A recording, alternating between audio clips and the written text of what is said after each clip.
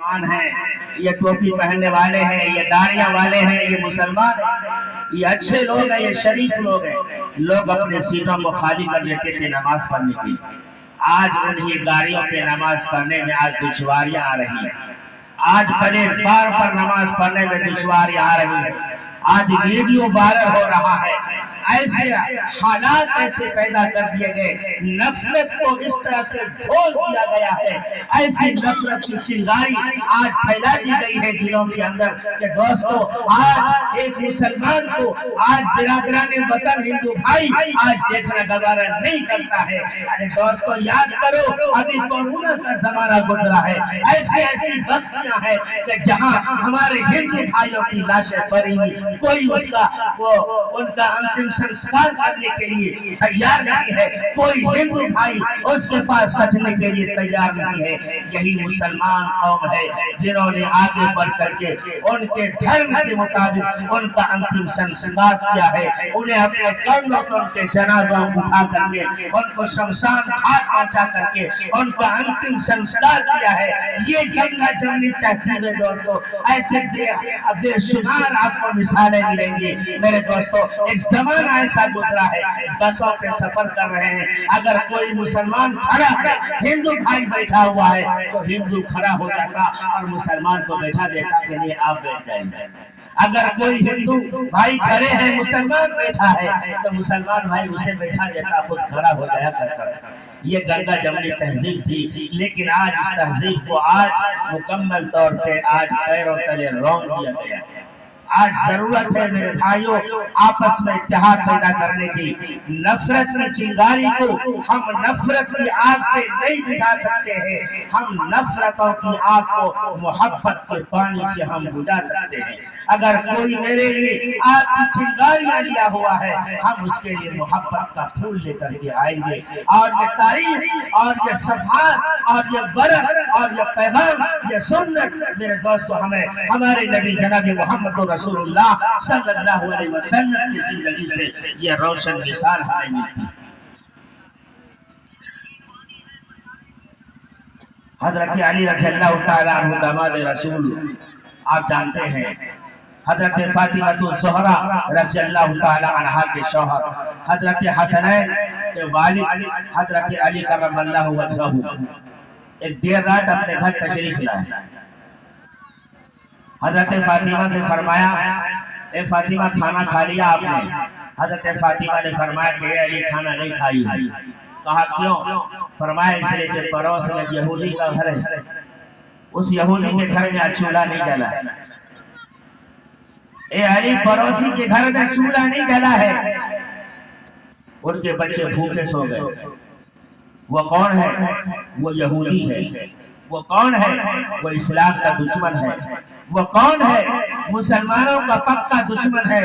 وہ کون ہے جو کفار مکہ سے ساز باز کرنے والا ہے؟ وہ قوم یہود ہے، مسلمانوں کا ناپاک دشمن۔ حضرت فاطمہ فرماتی ہے کہ علی اس یہودی کے گھر میں چولہا نہیں جلا، کھانا نہیں بنا، اس کے بچوں نے کھانا نہیں کھایا۔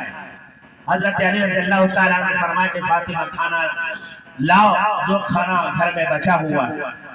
حضرت علی رضی اللہ تعالیٰ عنہ کھانا پلیٹ میں لیتے ہیں، اس یہودی کے دروازے پر پہنچتے، دروازہ کھٹکھٹاتے، یہودی سویا ہوا ہے، وہ بڑبڑا کر کے نکلتا ہے اور کہتا ہے کہ علی اتنی تاخیر رات میں تم نے آ کر مجھے اس میں جگا دیا، کیا ضرورت تھی جگانے کی؟ میری نیندوں کو تم نے کیوں خراب کر دیا؟ اتنی بڑی رات میں تم میرے دروازے پر کیوں آ گئے؟ حضرت علی رضی اللہ تعالیٰ نے فرمایا کہ بھائیاں مجھے معاف کیجئے گا، میں نے آپ کے نیند میں خلل دیا، میں نے آپ کو جگا کر کے میں نے آپ کو تکلیف ضرور دی ہے، لیکن اے میرے بھائی یہودی مجھے پتا چلا ہے کہ آج تمہارے گھر میں کھانا نہیں بنا، چولہا نہیں جلا اور تمہارے بچے بھوکے سو گئے ہیں۔ یہودی نے کہا تمہیں کیسے پتا چلا؟ حضرت علی نے فرمایا کہ میری بیوی حضرت فاطمہ الزہرا رضی اللہ تعالی عنہا نے مجھے بتلایا۔ کہا یہ سچ ہے۔ اس یہودی نے کہا اے علی لیکن تمہیں یہ معلوم ہے کہ میں تمہارا دشمن ہوں، میں اسلام کا دشمن ہوں، میں تمہارا جانی دشمن ہوں، تم کیسے میرے دروازے پر کھانا لے کر آ گئے میرے لیے، میرے بچوں کے لیے؟ کیا دشمن کے بھی دروازے پر کھانا لے کر آیا جاتا ہے؟ تو حضرت علی رضی اللہ تعالی عنہ نے فرمایا کہ میرے آقا کا فرمان ہے، پڑوسی یہودی ہو، عیسائی ہو، مشرک ہو، کافر ہو، کسی بھی دھرم سے تعلق رکھنے والا ہے وہ پڑوسی ہے، اس کا حق ہے پڑوسی کے اوپر پر۔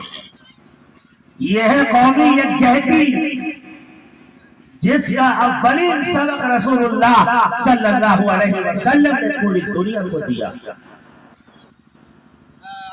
اور اس کی روشن مثال حضرت علی رضی اللہ تعالیٰ عنہ کی زندگی سے آپ کو مل رہی ہے۔ یہودی نے کہا کیسے کھانا لے کر آ گئے دشمن کے دروازے پر؟ حضرت علی رضی اللہ تعالیٰ عنہ نے فرمایا آپ میرے دشمن ہیں لیکن آپ میرے پڑوسی بھی ہیں، آپ کا میرے اوپر حق ہے۔ اور حضرت علی نے فرمایا کہ میرے بھائی یہودی، یہ میرا فیصلہ ہے، جب تک کہ تمہارے بچے کھانا نہیں کھا لیں گے اس وقت تک علی نہیں کھائے گا اور فاطمہ کھانا نہیں کھا سکتی۔ کہا اتنی بڑی محبت اپنے دشمن سے، کہا اسلام کا یہی پیغام ہے، اسلام کا یہی درس ہے، اسلام نے یہی پیغام دیا ہے اپنے ماننے والوں کو۔ اور میرے دوستوں، جمعیت علماء ہند نے اسی بنیاد پر روز اول سے کام کیا ہے۔ جمعیت علماء ہند کی تاریخ رہی ہے کہ انہوں نے انسانیت سے بالا تر ہو کر، انسانیت سے اوپر اٹھ کر کے کام کیا ہے، چاہے وہ آگزنی ہو، چاہے سیلاب زدگان کا معاملہ ہو، یا کسی بھی حالات سے دوچار انسانیت کا معاملہ ہو۔ جمعیت علماء یہ نہیں دیکھتی ہے یہ گھر ہندو بھائی کا ہے یا عیسائی کا ہے یا یہودی کا ہے یا مشرک کا ہے یا مسلمان کا ہے، جمعیت علماء ہند یہ نہیں دیکھتی، بلکہ انسانیت کے نام پر ہر ایک کے گھر میں وہ راحت کا سامان پہنچا۔ اور یہ تاریخ ہے جمعیت علماء ہند کی دوست، بے شمار کمبلیں تقسیم کرتے ہیں جمعیت، جاڑے کے موسم کے اندر یہ نہیں دیکھا جاتا کہ یہ مسلمان ہے، اسی کو ٹھنڈی لگتی اور ہندو بھائی کو ٹھنڈی نہیں لگتی۔ ارے ٹھنڈی تو سب کو لگتی۔ جمعیت علماء نے کبھی امتیاز نہیں کیا، فرق نہیں کیا، بلا فرق امتیاز مذاہب کے، ہر قوم و ملت کے درمیان کوئی تفریق نہیں، سب کے ساتھ یکساں معاملہ کیا، جو رسول اللہ صلی اللہ علیہ وسلم کا فرمان تھا، آپ کی سنت تھی، آپ کا طریقہ تھا۔ یہی جھنڈا جمعیت علماء ہند کا دوستو قومی یکجہتی کا پیغام دیتا ہے۔ حضرت علی نے فرمایا کہ میں اس وقت تک نہیں کھاؤں گا جب تک کہ تمہارے بچے کھانا نہیں کھا لیں گے۔ وہ یہودی نیچے اوپر دیکھ رہا ہے، یہ بولنے والا کون ہے؟ یہ علی ہے، یہ مسلمان ہے، میں یہودی، میں مسلمان کا دشمن ہوں۔ یہ دشمن کے دروازے پر دشمن کے بچوں کے لیے کھانا لے کر آیا ہوا ہے، رات کی ایسی تاریکی کی اندر۔ یہودی کہتا ہے یہ علی، اتنا درد اور ایسی محبت کہاں سے تم کو پیدا ہو گئی؟ حضرت علی نے فرمایا کہ یہ درد و محبت مسجد نبوی سے تقسیم کیا جائے، یہ درد و محبت مسجد نبوی کے اندر بانٹا جاتا ہے، اور رسول اللہ صلی اللہ علیہ وسلم کی مجالس میں یہ باتیں بتائی جاتی ہیں، یہ پیغام دیا جاتا ہے۔ یہودی کہتا ہے کہ علی کھانا تو ضرور کھاؤں گا لیکن اس وقت تک نہیں جب تک کہ میں بھی اسلام کا کلمہ نہ پڑھوں۔ اللہ، یہ مسلمان کا کھانا ہے، میں یہودی بن کر کھانا پسند نہیں کرتا، اس لیے کہ یہودی اسلام کا دشمن ہے۔ میں دشمن بن کر تمہارا کھانا کھانا نہیں چاہتا، بلکہ میں تمہارا دوست بن کر تمہارا کھانا چاہتا۔ اے علی مجھے لے چلو اسی دربار رسالت میں جہاں سے تمہیں یہ درد ملا، یہ پیغام ملا، یہ قومی یکجہتی ملی، یہ تمہیں انسانیت کا سلوک ملا، یہ انسانیت کی غمخواری تم کو جہاں سے ملی ہے، اے علی مجھے اسی دربار رسالت میں لے کر چلو۔ اور اس یہودی نے آ کر رسول پاک صلی اللہ علیہ وسلم کے ہاتھوں اسلام قبول کیا، اپنے سینے کو ایمانی نور سے منور کیا، اور اس کے بعد حضرت علی رضی اللہ تعالی عنہ کا کھانا کھایا۔ یہ ہے دوستو قومی یکجہتی۔ قومی یکجہتی آپ کہاں ڈھونڈ رہے ہیں؟ ہر دل کے اندر قومی یکجہتی ہے۔ آپ انسانیت کا درد اپنے سینے میں لے لیجئے، یہی دوستو قومی یکجہتی ہے۔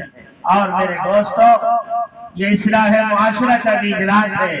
اصلاح معاشرہ کے عنوان سے کچھ کہنے کی ضرورت محسوس نہیں ہوتی، اس لیے کہ اس عنوان پر حاصل سیر گفتگو حضرت مولانا مفتی سہراب صاحب ندوی دامت برکاتہم العالیہ ناظم امارت شریعہ نے فرما دی۔ لیکن ایک بات آپ حضرات سے عرض کرنا چاہتا ہوں، خصوصاً اپنی ماں بہنوں کے حوالے سے ایک بات عرض کر دینا چاہتا ہوں۔ آج موبائل کا دور